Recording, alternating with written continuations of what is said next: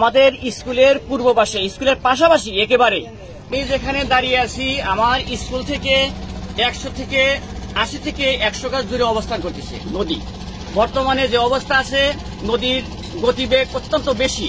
গতকালকে এখানে মোটামুটি 20 থেকে 25টি ঘর বিলীন হয়ে গেছে। যদি এরকম ভাবে নদী ভাঙন অব্যাহত থাকে তাহলে স্কুল সহ এলাকার যতগুলো ঘর বাড়ি আছে সব বিলীন হয়ে যাবে। এলাকার বাড়িঘর যা আছে সব বিলীন হয়ে যাবে। বর্তমানে আমার স্কুলের যে অবস্থান, স্কুলের মোটামুটি 500 শিক্ষার্থী অবস্থান করতেছে। মোটামুটি স্কুলে 3টি টিনের ঘর সহ একটি পাকা বিল্ডিং অবস্থান করতেছে। অবস্থা থাকলে আমার স্কুল ভেঙে বিলীন হয়ে যাবে। কি দ্রুত গতিতে পানি উন্নয়ন বোর্ড যাতে আমার এই অবস্থা থেকে আমাদেরকে রক্ষা করার চেষ্টা করে আল্লাহর ইচ্ছায়, তাহলে আমরা দ্রুত গতিতে এখান থেকে আমরা মুক্তি পাওয়ার সম্ভাবনা আছে।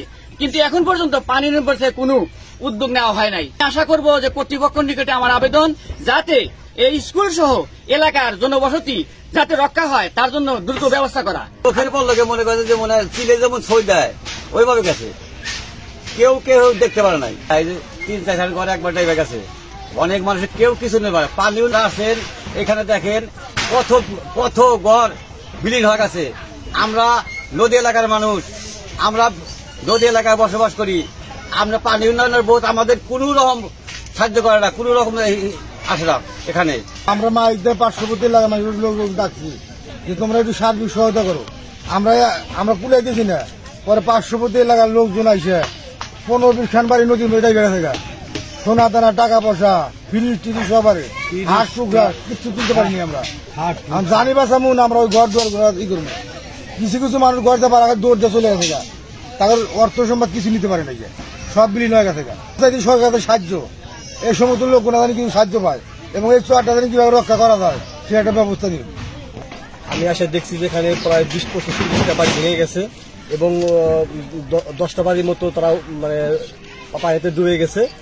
আর কিছু বাড়ি ভেঙে নিয়ে গেছে, তোমাদের কিছু মানে ক্ষয়ক্ষতি হয়ে গেছে। আমরা আশা করতেছি গভর্নমেন্টের কাছে যে দ্রুত ব্যবস্থা না নিলে গেলে আমাদের চর রক্ষা করা যাবে না। এখানে আমাদের হাই স্কুল আছে, প্রাইমারি স্কুল আছে, তারপরে মসজিদ মাদ্রাসা আছে। আর এখন যদি কোনো পদক্ষেপ না নেওয়া হয় তাহলে আমাদের পুরো চর এলাকাটাই নদী করে চলে যাবে। আমাদের বসত বাড়ি আমাদের খুব আমরা বিপদের মধ্যে পড়ে যাবো। আমরা আশা রাখতেছি যে অতি তাড়াতাড়ি গভর্নমেন্টের কাছে দ্রুত ব্যবস্থা নেওয়ার জন্য, নইলে আমাদের অবস্থা অনেক খারাপ হয়ে যাবে।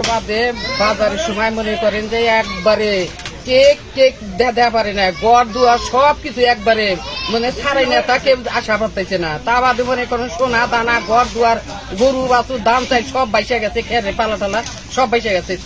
সৌদি ছাত্রের এই জায়গাটায় আমরা কয়েকদিন আগেও একটা ইমার্জেন্সি কাজ করেছিলাম। এখানে ছোট একটা ভাঙন দেখা দিয়েছিল পাশে। গতকাল হঠাৎ করে বিকেল থেকে 8টার মধ্যে নাকি এখানে প্রায় 300 মিটার মতো ভেঙে চলে গেছে আর কি। এখানকার স্থানীয় লোকজনের সাথে কথা বলে জানতে পারলাম যে এখানে প্রায় 15-20টা ঘর বাড়ি ভেঙে চলে গেছে আর কি। আরো অনেকে আশেপাশে ভেঙে নিয়ে যাচ্ছে, না হলে আরো অনেকগুলো ঘর বাড়ি ভেঙে যাওয়ার সম্ভাবনা ছিল।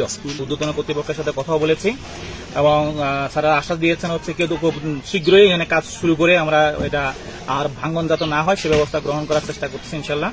এবং আমার ঊর্ধ্বতন কর্তৃপক্ষ দেখার জন্য, পরিদর্শনের জন্য আসতেছেন এবং ওনারা এসে দেখেই যথাযথ ব্যবস্থা গ্রহণ করবেন ইনশাল্লাহ।